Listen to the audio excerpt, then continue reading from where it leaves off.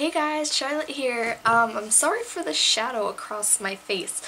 I recently rearranged my room, so I'm still trying to pick out a spot to do my reviews and everything. But as you can tell, my bookshelf is back there, so yeah. Oh, that's really off topic. Today I'm going to be reviewing Bright Young Things, and this is by Anna Godberson. Sorry, and she wrote the Lux series, and if you don't know already, because you probably don't, I loved the Lux series. It was one of my favorite series, like, ever, and this is her new one, because the Lux is all over, and this is basically, the Lux was about, the 18th century, and this is about the 20s, 1929, and the flapper era, basically. So, first off, this has like a 10 out of 5 stars. I loved it. It really did not let me down. And it's from the point of view of 3 strong females: Astrid, a socialite; Letty, aspiring actress; and Cordelia, she's looking for her father. They are all in New York, and Cordelia and Letty are best friends who came from Ohio to New York, and they're sort of just trying to fit in and find their place.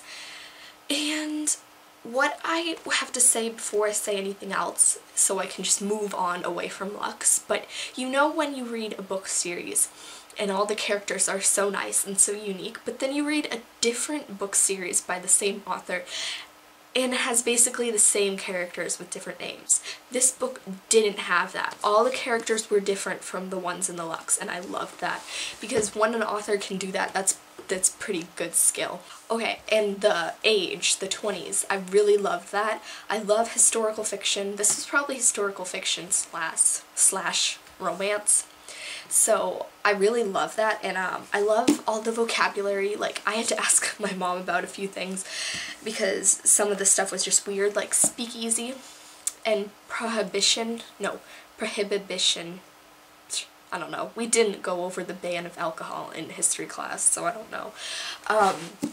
And I just really love that. It was obvious that she researched it and she took time into that instead of just making it up as she went along. So that also, just the names of the properties, the description of the dresses, and the scenery. She has great descriptions. They're not too long, but they're not too short. They just say, like, greatly, and I have a specific one that in the book, but I don't know where it is. Like, there was one that, like, hit me, and I was like, wow, this is really good. I had one issue with this book. It wasn't a big issue since it only lasted like a little while, but I guess a little while, but one of the romances, I won't say specifically what romance it was. It's not going to give anything away, but I'm not going to. It was a romance, and it just felt unrealistic, strained, and jumped the gun. Her other romances that she's done in the book, like the other romances, because they all had romances, obviously. It's a young adult book. They were all fine, but this one just felt strained, and it felt like it was doing it for the sake of the book, which it probably was.